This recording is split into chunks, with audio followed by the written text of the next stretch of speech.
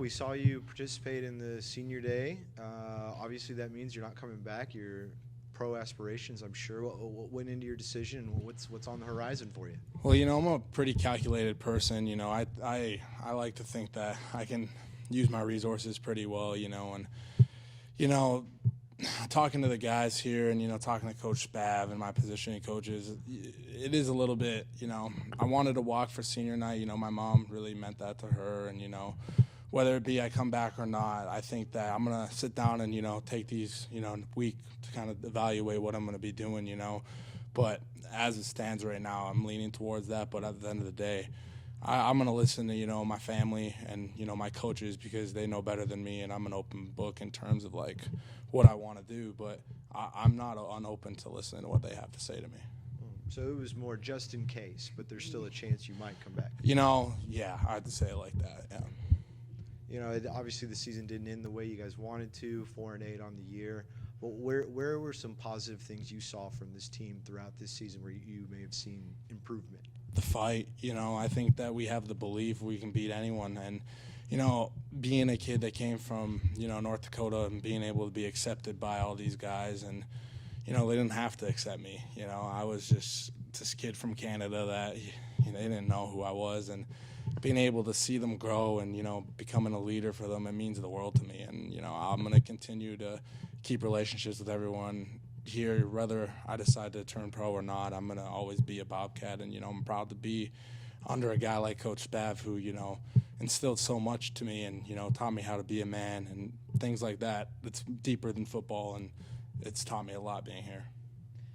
With it being senior night, having your family come down, what does it mean to you that your family was able to come down and watch you play at least one more time here at Texas State? Man, it means the world. It means the world to me. Those are the people I do it for, right? And it's not like just my family. It's people that have passed along in my life. Like my mom walked out there with me, but she's only my immediate family there. I had both my high school coaches there. I had my uncle come down. It's just things like that you're never gonna forget. And I think that being able to do that as a Bobcat, it means the world to me. And it's a pleasure. Lincoln was able to get 221 yards rushing, but obviously he can't do that without y'all. What was going right for y'all that Lincoln was able to make those rushing yards? I think we were just dialing up the right plays. I think that we got into a little groove there, kind of found what we liked, and we stuck with it. And Lincoln's a tough kid, and Lincoln, we give him a little crap sometimes, but he's awesome, and I love being around him and being able to play with him. It's been such a pleasure for me. With Lincoln almost being like the only bag ready to just kind of go for y'all, what does it say about, Lincoln and the offensive line just being able to keep pushing through all these injuries, having Calvin out and then Jamil out and then just Josh, getting out last week? What does it mean to y'all? Y'all just keep going forward and just trudging forward despite all these injuries. It's toughness, and I think that it's overlooked sometimes, what these guys will do to get their bodies ready to play, myself included. It's just like we love this game and we love who we play for.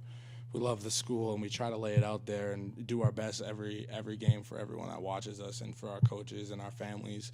But it's tough sometimes, It's tough, and I'm proud of those guys, and I wouldn't want to go out anyway without those guys. And I'm sorry, is it as simple as just too many injuries that's keeping the program from taking the next step that everyone wants you guys to see, to be able to take that next step and get to a bowl game? You can't blame it on one thing ever. It is tough, though, when you lose a lot of key players and key guys that, will play a lot of snaps for you. But I think we just got to revisit it, watch the tape, and be able to come back in the offseason and reevaluate what we're doing, I think we got some really, really good pieces here. Whether I'm back or not, I think that it's going to be a good season for the Cats next year. Are there one or two things that you can point to right now where you can say, we need to do this a lot better, we need to stop doing this? Not specifically that I can think of right off the top of my head, but I think that if you kind of watch our season develop and, the way that we've kind of leaned towards, running the ball a little more, I think that's something that we have such good backs. And, I think with those guys that are going to be able to come back next year, it's just going to get even better for us. So, you look at it, you reevaluate it, but as of right now, you can't really point two things out that are real specific.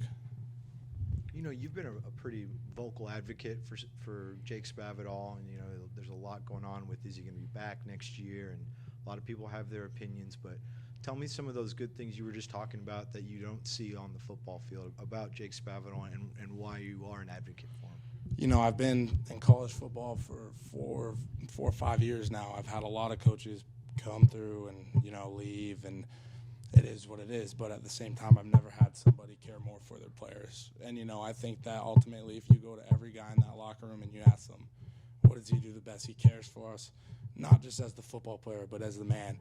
Coach Spav, no matter what scenario you're in, he's going to be able to be there for you as a man and not just as the football player, because a lot of people get misconstrued where it's like these guys are just football players. You see us go out there and, you know, compete, and that's what we do, but he cares for you as a man, and you can't say that about so many people in the coaching world. You know, I've had really great coaches, really bad, but he stands out as the guy that's going to care for you as a man.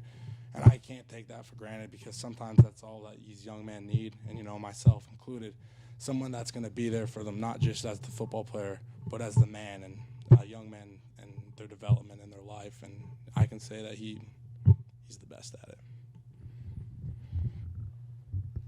You know, I guess it was last Sunday we saw, you know, quite a few Bobcats playing in the Grey Cup. You know, your friend Liam Dobson playing for Winnipeg. What does it mean seeing, you know, so many Texas State players being able to play up there in Canada, at least, you know, with the SFL and the XFL starting up, that, and also the NFL, that these players have so many opportunities to continue their football career? Yeah, you know, playing football is just awesome. And, you know, it means a lot to me to see my buddies doing well in the CFL and, you know, being back home and enjoying their stuff. And it's awesome to see that, and the outreach that, you know, it shows you what kind of program this is. Again, you know, guys that are coming out and actually having really good success, you know, in these leagues, right? And it's not just the CFL as well, but you look at guys in the NFL right now, that like Aaron Brewer, who's starting for the Tennessee Titans, and then it's just stuff like that, right? It really allows you to see what this program is, and, you know, hopefully, you know, whatever I decide to do, that I can go down as one of these guys that, you know, help change this program. And, you know,